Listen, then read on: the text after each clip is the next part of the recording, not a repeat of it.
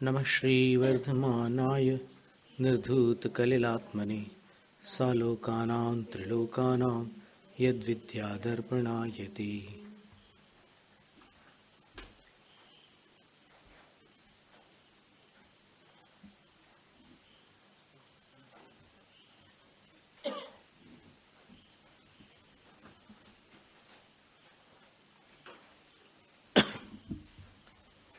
इदानीम् अनर्थदण्ड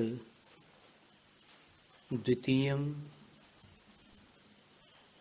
विरतिलक्षणं गुणव्रतं व्याख्यातमाह। अब अनर्थ दंडों में जो दूसरा है, ऐसा जो अनर्थ दंडों में नहीं बल्कि अनर्थ दंड नामक जो द्वितीय गुणव्रत है उसकी व्याख्यान करने के लिए आचार्य कहते हैं, अभ्यंतरं दिगवधि रपार्थकेभ्यः सपापयोगेभ्यः विरमणमनर्थदण्ड व्रतं विदुर व्रतधराग्रण्यः।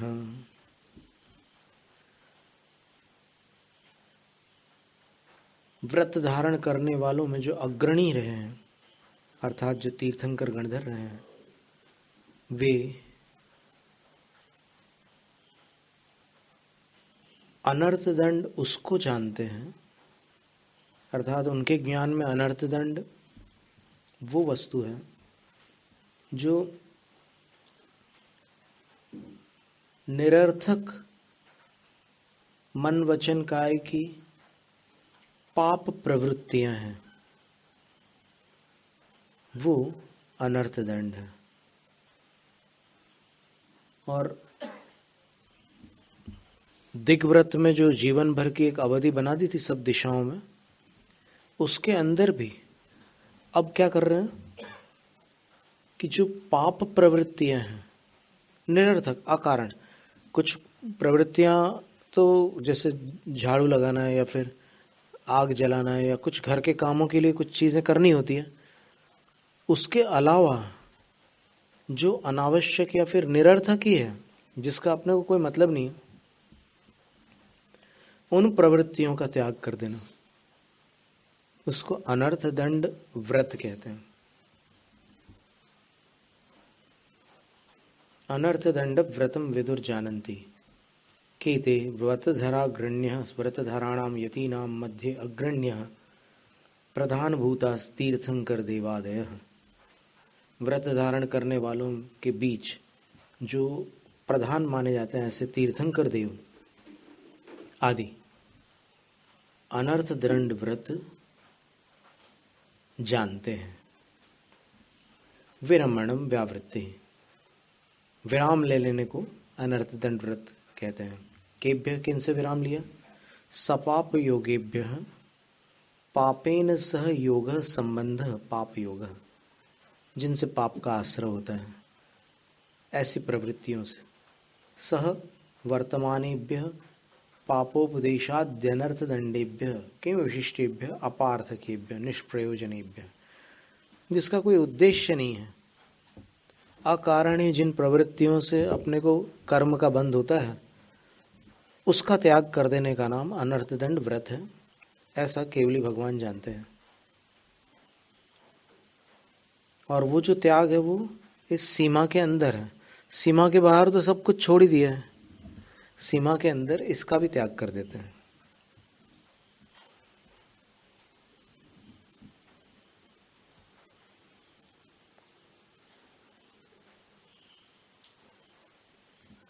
अब अनर्थ दंड के 5 भेद बतलाते हैं।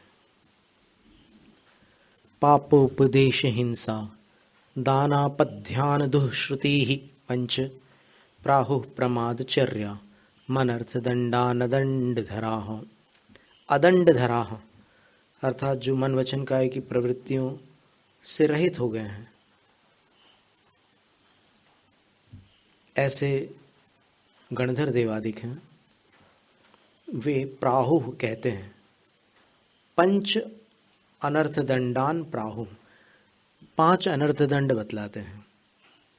ये 5 अनर्थ दंड क्या है? पापोपदेश, दूसरा हिंसा दान, तीसरा अपध्यान, चौथा दुष्श्रुति, और अंतिम जो है वो प्रमादचर्या है। अब इनको क्रम से समझाते हैं। पापोपदेश का क्या अर्थ होता है?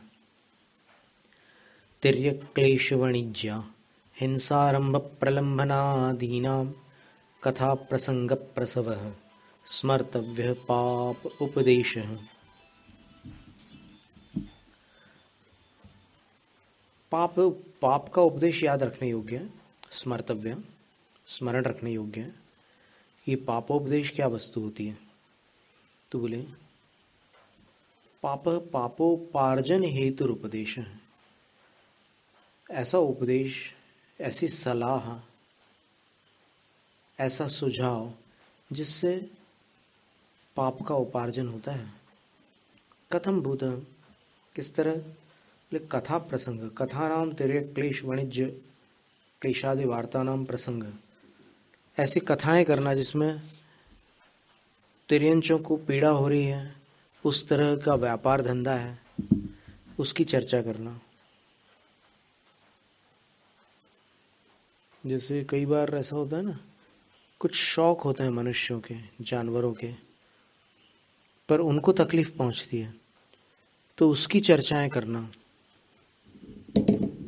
जैसे उदाहरण के लिए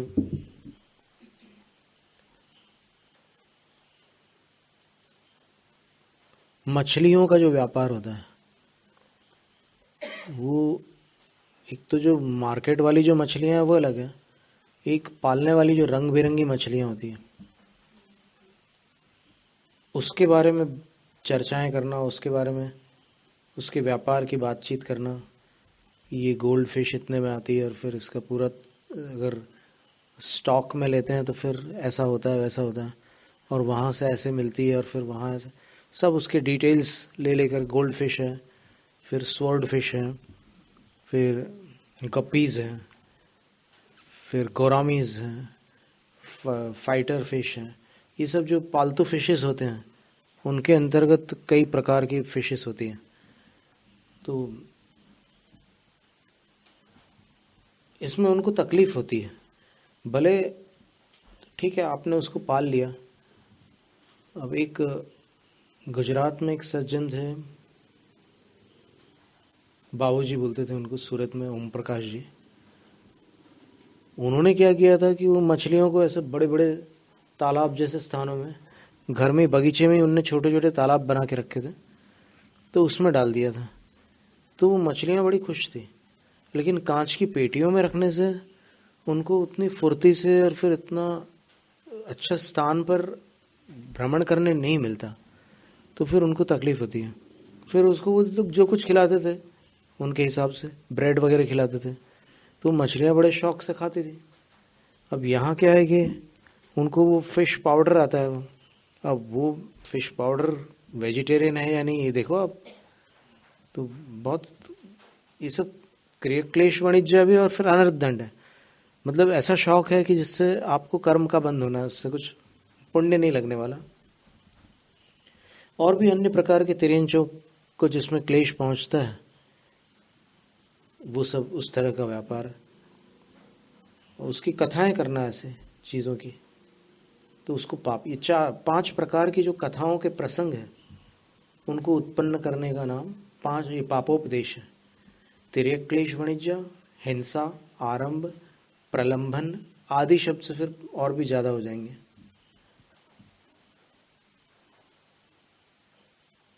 फिर हाथी को कैसे वश में किया जाता है, फिर कैसे उसको बेचा जाता है, ये सारी जो कथाएं होती है ये तिर्यक क्लेश वाणिज्य कहलाती है। फिर प्राणी वध संबंधी कथाएं करना, फिर आरंभ कृष्यादि, आरंभ संबंधी कथाएं करना निरर्थक। देखो जो काम की है, अपने अपने व्यापार धंधे में जो चीज लगी हुई है उसकी चर्चा करने की बात अलग है, लेकिन जिससे अपना कोई लेना देना नहीं है उसमें ये बातें करना, तो ये पापोपदेश कहलाता है। प्रलंबन यानी धोखेबाजी की भी कथा करना, मतलब ट्रिक्स के बारे में चर्चा करना कि व्यापार में कम माल में ज्यादा आमदनी कैसे करना, उसकी तरकीब है, मतलब उसके 100 उपाय। ये सारी जो चर्चाएं होती है, ये तेरे ये इसमें पापोपदेश के अंतर्गत आती है। और आदि शब्द से और भी इस तरह की जो चर्चाएं होती है, ये वचन संबंधी अनर्थ दंड हो गया। अनर्थ दंड देखिएगा आप, कुछ वचन संबंधी है, कुछ काय संबंधी है, कुछ मन संबंधी है। तो अभी सबसे पहला जो अनर्थ दंड था वो वचन संबंधी था, उसका नाम था पापोपदेश, पाप का उपदेश। फिर दूसरा देखिए क्या है, परशु कृपाण खनित्र जलनायुध श्रृंगी श्रृंखलादीनाम वध हेतु नाम दानम हिंसा दानम ब्रुवंति बुधाः। परशु का अर्थ होता है कुल्हाड़ी, एक्स, और कृपाण का अर्थ कटार होता है। अब आप बोलेंगे कि कटार क्या चीज है, तो फिर नाइफ थोड़ी ऐसी ऐसे कर्व्ड नाइफ होती है वो, जो अपने सिख बंधु लोग ऐसे रखते हैं ना बगल में, सरदार जी लोग रखते हैं ना कृपाण। स्वॉर्ड नहीं, वो छोटी वाली जो रखते हैं, वो ऐसे टेढ़ी वाली जो चाकू होती है वो। फिर खनित्र, खनित्र का अर्थ कुदाली होता है, मिट्टी का जमीन खोदने के औजार होता है। फिर ज्वलन का अर्थ अग्नि है, और आयुध का अर्थ दूसरे जो हथियार हैं, बंदूक, AK-47 राइफल, ये सारी चीजें जो आयुध है। और श्रृंगी का अर्थ होता है जहर, विष। और श्रृंखला का अर्थ जंजीर होता है, चेन। आदि जो वध हेतु नाम, इनसे क्या होता है कि वध होता है, एक इंद्रिय से लेकर 10 जीवों तक प्राणियों का घात होता है। तो ऐसी घातक वस्तुओं का जो दान होता है, मान लो आपके यहाँ कहीं रखी हो, किसी व्रती के यहाँ पर ये सब सामग्री रखी हो, और कोई आकर के मांगता है कि मुझे जरा देना, आज मुझे राइफल का काम है आज थोड़ा और आप बड़े मतलब उदार चेता होकर के उसको दान में देते हैं राइफल, ठीक है 5 दिन के लिए मैंने तेरे को दान में दे दी। अब वो क्या क्या करेगा, कोई ठिकाना है क्या? तो ऐसी वस्तुएं दान में नहीं देना है व्रतियों को। अग्नि भी नहीं देना। मान लो आपसे कोई माचिस मांग रहा है, मैच बॉक्स, तो आप दे देते हैं, एकदम बड़ी खुशी से दे देते हैं, और वो बाहर जाकर के ऐसे सिगरेट जलाते हैं। ये क्या, इससे क्या होगा? आपको पुण्य लगा क्या देने में? तो ये अनर्थ।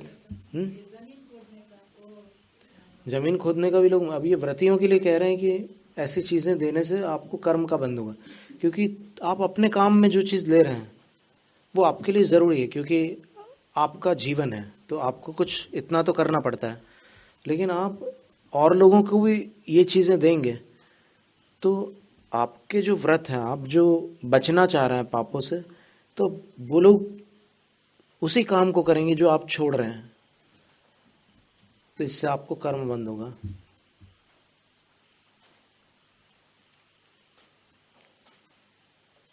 अब फिर एक मुसीबत यह है कि बाजू वाले को मालूम है कि इसके यहाँ वो सामान रखा है, फिर आप मना कैसे करोगे?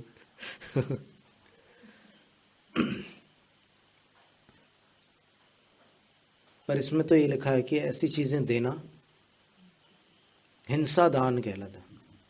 पहला पापोपदेश था, ये हिंसा दान, ये शारीरिक है, क्योंकि आप ऐसे देते हैं ना, शरीर से ही देते हैं। फिर एक मन संबंधी अनर्थ दंड कौन सा है? वधबंध छेदादेर द्वेषाद रागाच्च परकलत्रादेह आध्यानम अपध्यानम शासत जिन शासने विशदाः। जो जिन शासन में अर्थात जैनागम में विशद अर्थात कुशल है, विद्वान है, वो क्या कहते हैं? गणधर आदि। वध, बंध और छेद आदिक का आध्यानम, बार बार विचार करना। किसी ने आपको परेशान किया, आप बार बार सोच रहे हैं कि उसको कब इस कर्म का फल मिलेगा, मैं तो कुछ नहीं कर पा रहा हूँ, उसका कुछ बिगाड़ नहीं सकता, बलवान है वो, लेकिन इसको मेरे साथ जो इसने जो कुछ किया। अब ये संसारी प्राणी ये नहीं सोचता कि मैंने भी जो किया है दूसरों के साथ उसका फल मुझे कब मिलेगा। दूसरे ने जो मेरे साथ किया है उसके बारे में सोचता है कि इसको कब इसका दंड मिलेगा, इसको कब कर्म का फल मिलेगा। वास्तव में एक दृष्टि से देखा जाए तो आज जो कुछ भी अपने साथ बुरा हो रहा है वो हिसाब बराबर हो रहा है पास्ट का। पहले जो किया था अपन ने वो आज इक्वल हो रहा है, आज किसी ने अपने साथ कर दिया वैसा, तो हिसाब बराबर हो रहा है। पर आप सोचते हैं कि अब हिसाब बराबर करना है, मतलब आप ये नहीं सोचते कि मेरा हिसाब बराबर हुआ है, आपको लगता है कि इसका हिसाब मेरे को बराबर करना है। अभी इसने मेरे को परेशान किया तो ड्यू हो गया उस पर, तो अब मैं इसको ठिकाने करता हूं तो इक्वल हो जाएगा। वो इक्वल होता ही नहीं कभी, कितना भी काल निकल जाए तो इक्वल होता नहीं, क्योंकि जब आप इक्वल करोगे तो फिर आपके ऊपर और ड्यू आ जाएगा, फिर वो इक्वल करेगा और ये चलता ही रहेगा जन्म जन्मांतरों तक, लंबा हिसाब किताब चलता है। पद्म पुराण में चंद्रोदय और सूर्योदय दो भाइयों की कथा आती है। आदिनाथ भगवान के काल में हुए थे वो, चंद्रोदय और सूर्योदय दोनों भाई थे, और इतना लंबा समय गुजर गया, 20 तीर्थंकर हो गए, तब तक वो संसार में भटकते ही रहे। वो ऐसा हिसाब किताब चलता ही रहता था। तो 20 तीर्थंकरों के बीच कितना समय निकल गया, लगभग एक कोड़ा कोड़ी सागर करीब समय निकल गया। और फिर बाद में उनमें से एक जो थे वो श्री राम के छोटे भाई भरत बन करके मोक्ष जाते हैं, और दूसरे जो थे वो हाथी बनते, रावण के हाथी बनते, त्रिलोक मंडन। और फिर उस जन्म में भरत को देखकर उनको सद्बुद्धि आ जाती, जाति स्मरण हो जाता है, और वो भी फिर त्याग मार्ग को अपनाकर हाथी की पर्याय में व्रती बनकर फिर ब्रह्मोत्तर छठे स्वर्ग में देव बनते हैं। ऐसी कथा थी। तो द्वेषात, द्वेष के कारण किसी की पिटाई हो जाए, कोई बंधन में पड़ जाए, कोई कट जाए, इस तरह से बार बार ध्यान करते रहना, बार बार सोचते रहना। फिर रागाच पर कलत्रादे, और राग के कारण पर स्त्री आदि के बारे में सोचते रहना, इसको अपद ध्यान कहते हैं। अप यानी बुरा, बुरा ध्यान कहते हैं इसको। तो ये बुरा ध्यान भी जो है, आर्तरौद्र ध्यान है अपनी जगह बुरे, लेकिन ये जो है ये अनर्थ दंडों में एक मानसिक अनर्थ दंड ये है कि आप व्रतों के मार्ग पर आगे चल रहे हो, लेकिन फिर भी आप मन से ये सब बातें सोच रहे हो, तो फिर इससे आपको ये अनर्थ दंड हो रहा है। इस अनर्थ दंड का भी आपको त्याग करना है गुणव्रत में, क्योंकि द्वेष पूर्वक तो दूसरों को क्लेशित करने का भाव होगा, द्वेष होगा तो क्लेश का भाव होगा दूसरों के लिए, राग होगा तो फिर ये इस तरह के भाव होंगे, पर स्त्री वगैरह के संबंध, पर धन के प्रति भी राग हो सकता है। धन और स्त्री दो ही चीजें तो मुख्य रहती है राग के लिए, और भूमि और होती है। झगड़े की जड़ तीन, जर, जोरू और जमीन।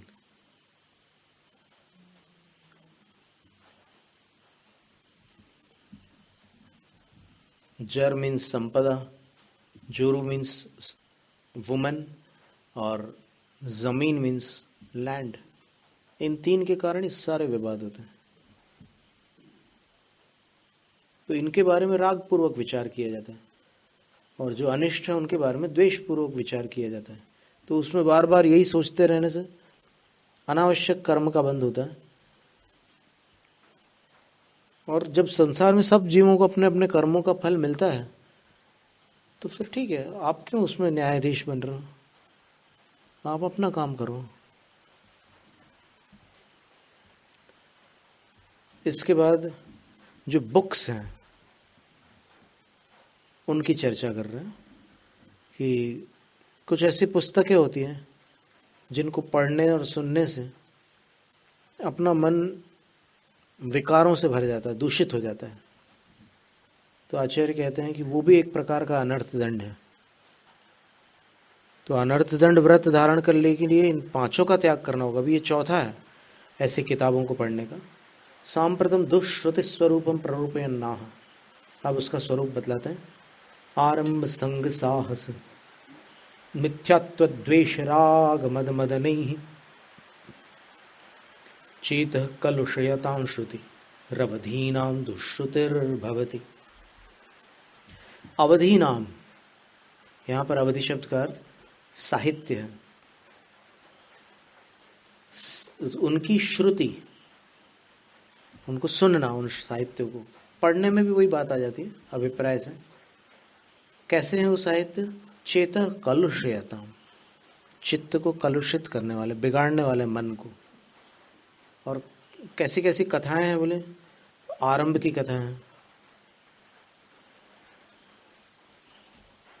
3 महीने में करोड़पति कैसे बने, how to become a millionaire in 3 months, इस टाइप की जो पुस्तक है। फिर संग, ये आरंभ यानी उसके उपाय बता रहे हैं। संग यानी परिग्रह, परिग्रह की कथाएं जो होती है। फिर साहस की कथाएं जो होती है। अब साहस की कथाओं को पढ़ने से अपने अंदर थोड़ी देर के लिए एक जोश तो आ जाता है, लेकिन उसका प्रयोजन क्या है, उद्देश्य क्या है? आप जोश लाकर क्या करना चाह रहे हैं?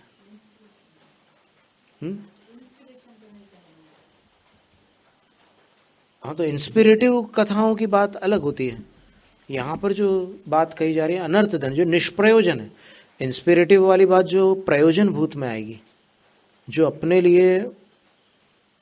लिए हितकारी है, उसका निषेध नहीं कर रहे हैं।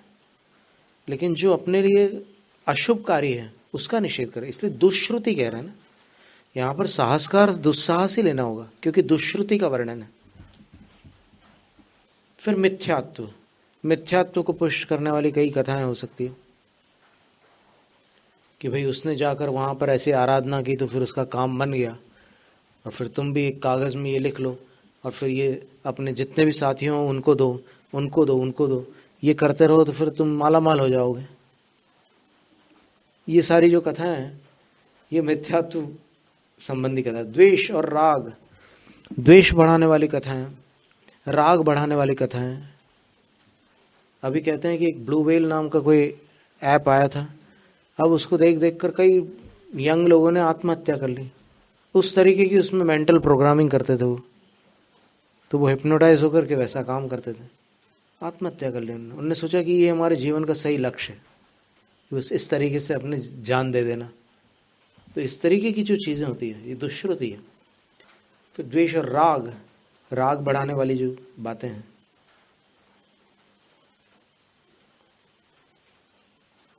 सर्वोत्तम डोसा कैसे बनाए, ऐसी खाने पीने की जो चीजें कैसे बनती है उसमें राग होता है। ऐसी और भी जो बहुत सारी प्रकार की बुक्स होती हैं, अलग अलग इंद्रियों के विषयों के प्रति राग बढ़ाने वाली जो बुक्स होती हैं वो। अब इसमें क्या है कि हमने एक बात और सोची थी कि अगर सारी जैन माताएं बहनें ये रसोई का काम अच्छी तरह सीख लें तो फिर जो पुरुष लोग बाहर जाकर अभक्ष खाते हैं वो काम समाप्त हो जाएगा। फिर उनको जाने की इच्छा ही नहीं होगी कहीं। वहां जाएंगे तो बोलेंगे ये 3rd क्लास है उनको मजा नहीं आएगा वहां पर। तो इसलिए ऐसी चीज बनाना, ये देखिए ये एक अलग तरीके का विचार है कि इस प्रयोजन से आप ये अगर करते हैं तो फिर वो दुष्श्रुति नहीं है। आपका उद्देश्य ये है कि हमारे परिवार के सदस्य स्वस्थ भोजन करें, अब बाहर जाकर के अभक्ष ना खाएं और वहां का अशुद्ध भोजन ना खाएं। दोनों बातें रहती है, अभक्ष भी होती है और अशुद्ध भी होती है वहां की। आपको मालूम है चाय के कप में कितनी बार कितने लोगों ने मुंह लगाया है और उसने कितने अच्छे से धोया है पता है? सुबह सुबह कौन लगाता है मुंह उसमें? सबसे पहले कौन पीता है चाय? वो झाड़ू लगाने वाले लोग पीते हैं। और उसके बाद आप ठाठ से चले जाते हैं चाय देना जरा अच्छी चकाचक देना बोले एकदम चाय। कड़क चाय देना, ऐसा भी बोलते हैं। तो क्या है वो? अब उसको माउथ कैंसर है या फिर क्या क्या बीमारियां कौन जानता है, और वो क्या क्या खाता पीता है, और वो ऐसे पानी में डुबा करके धुल गया उनका तो काम में सब शॉर्टकट होता है। तो एकदम बड़े चाव से पीते हैं ऐसे खड़े होकर के, एकदम बड़े अंदाज में, बिल्कुल फिल्मी स्टाइल में।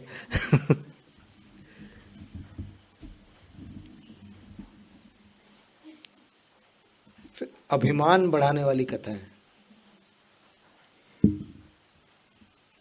ऐसी कथाएं भी होती जिससे अभिमान की वृद्धि हो जाती है। मदन, काम बढ़ाने वाले, विषय विकार बढ़ाने वाली कथाएं भी होती हैं। तो ऐसे बुक्स नहीं पढ़ना है। ये सारी बुक्स जो है अपने कोई काम की नहीं।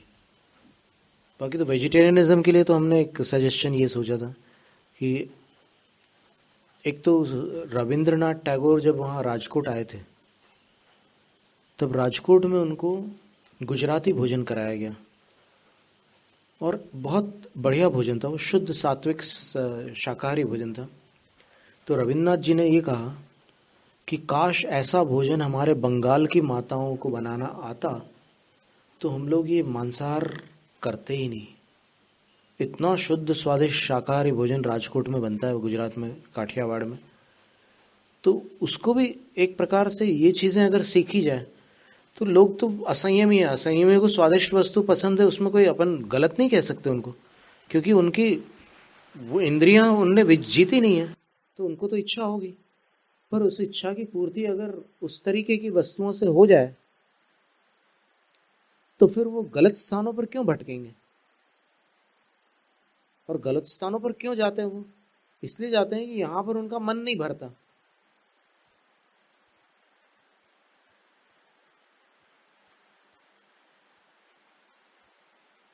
अब ऐसे कितने बच्चे हैं स्कूल में, वो दूसरों के टिफिन की चीजें खाते हैं, और कुछ बच्चे मना कर देते हैं कि नहीं, मुझे इतना बढ़िया मिल रहा है तो मैं ये सब चीजें नहीं खाना, मुझे मुझे देखना भी नहीं है। तो उसमें कुछ चीजें नॉनवेज होती है, कुछ एग से बनी हुई चीजें रहती है, और माता पिता को पता नहीं रहता। तो उनको पहले से प्रशिक्षित करना होता है बच्चों को, क्योंकि अनुशासन के बिना भविष्य अंधकार में होता है, और अनुशासन के साथ वात्सल्य भी होना आवश्यक है। तो एक बार एक बच्ची को पूछा था ब्रह्मचारी जी ने नागपुर में कि तुम्हारी मम्मी तुम्हें डांटती है, मारती है, तुम्हें कैसा लगता है? तो फिर वो जवाब देती है कि वो मेरे अच्छे के लिए मारती है, बोले।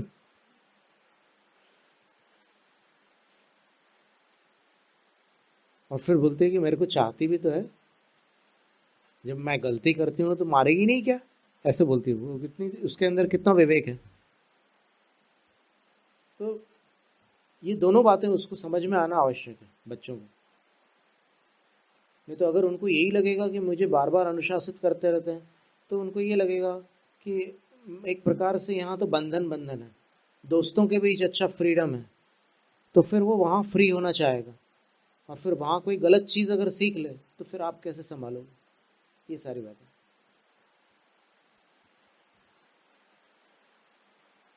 एक बहुत अच्छी बुक है इंग्लिश में बच्चों के लिए, how to bring up positive kids in a negative world.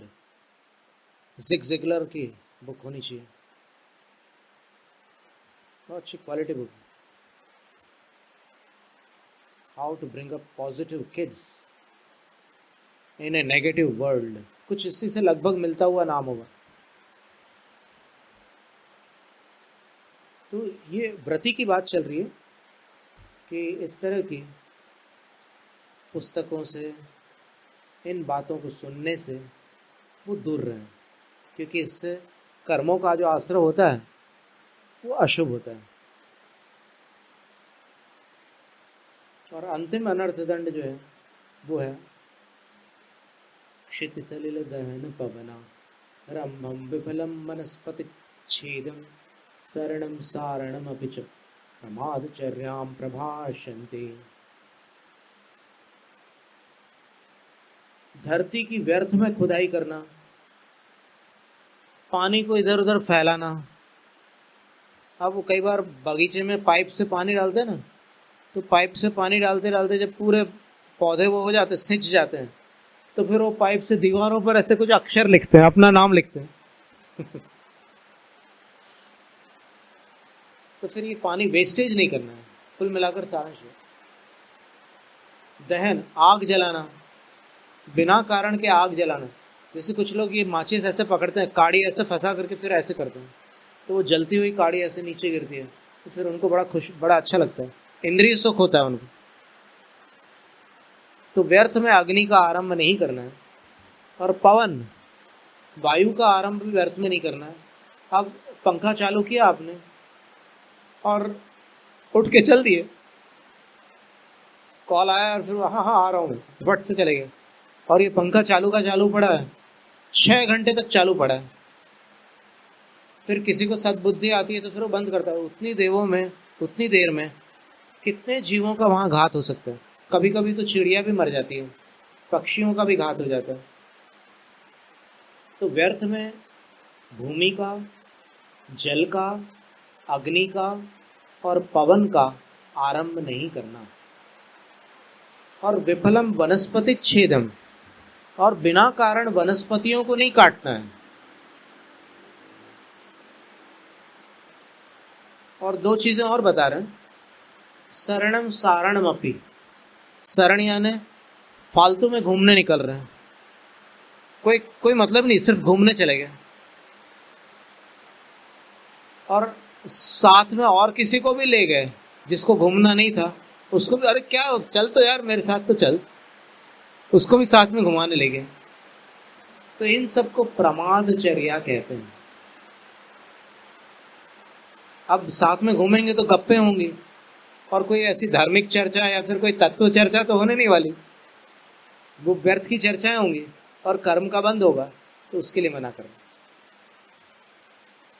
अब इन चीजों का त्याग करने के बाद 5 दोष लग सकते हैं, तो आचार्य उन 5 दोषों को बतला रहे हैं कि उनसे भी बचो। कंदर्पं कौत्कुच्यम मौखर्य मद प्रसादनं पंच असमीक्ष च अधिकरणम व्यतीतयो नर्थदंड कृत विरतेः। कंदर्पं कौत्कुच्यम मौखर्य मद प्रसादनं पंच असमीक्ष च अधिकरणम व्यतीतयो नर्थदंड कृत विरतेः। अनर्थ दंड के त्याग संबंधी 5 अतिचार हैं। यहाँ व्यतीति बताया है। अतिचार का पर्यायवाची शब्द यहाँ पर व्यतीति, ह्रस्व इकार है। पहला है कंदर्प। कंदर्प का अर्थ होता है भद्दी हंसी मजाक, माने हंसी मजाक कर रहे हैं लेकिन स्टैंडर्ड नहीं है, लो क्वालिटी की हंसी मजाक, वो कंदर्प है, हल्के स्तर का हंसी मजाक। फिर कौत्कुच्य का अर्थ होता है शरीर से भद्दी चेष्टा करना, खराब चेष्टाएं करना शरीर से। ऐसे जैसे कई लोग मुंह बनाते हैं, कई लोग ऐसे ऐसे करते हैं तो उसमें वहां पर कौत्कुच्य में हंसी मजाक के साथ साथ शरीर की भी ऐसी खराब चेष्टाएं करना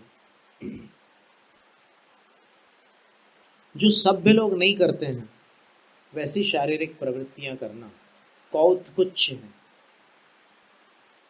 और मौखर्य का अर्थ होता है मुखरता, बक बक बक बक कर ही जा रहे, बिल्कुल नॉन स्टॉप, बटन ऑफ ही नहीं हो रहे, बोलते ही चले जा रहे, कोई मतलब नहीं, तो वो भी एक दोष है।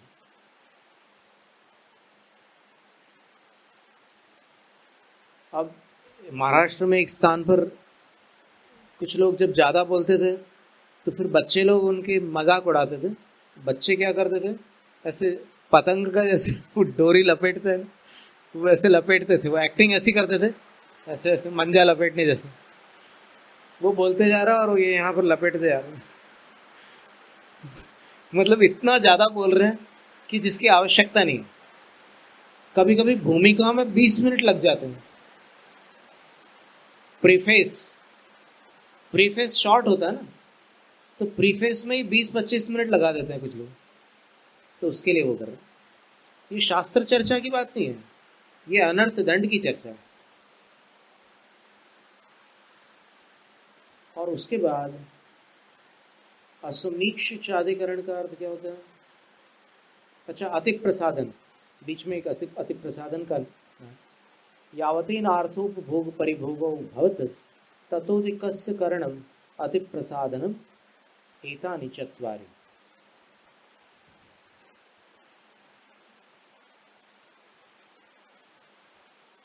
भोगोपभोग की जितनी सामग्री से अपना काम पूरा हो जाता है, उससे ज्यादा उसको तैयार करना या फिर उसको ग्रहण करना। जैसे आपको 3 रोटी में आपका काम चल रहा है, तो भी आपने अपनी थाली में 7 रोटियां परस वाली। अब फिर बाद में जब पेट भर जाता है तो फिर छोड़ के आ जाते हैं, जूठा छोड़ करके आ जाते हैं। अब जूठा भोजन जितना फेंकता है पूरे हिंदुस्तान में, उससे गरीबों में से जितने लोग बेहद गरीबी में जी रहे हैं, उनमें से काफी प्रतिशत लोगों का पेट भर सकता है। तो उसकी बर्बादी एक प्रकार से उनके ऊपर अत्याचार, तो बर्बादी करना उचित नहीं। तो इसलिए उतना ही लीजिए जितना आपको आवश्यकता है, क्योंकि क्या होता है कि खाली पेट में ज्यादा रखवाने की इच्छा होती है। इसलिए कहते हैं कि मार्केट जब भी जाओ ना, तो भूखे पेट मत जाओ।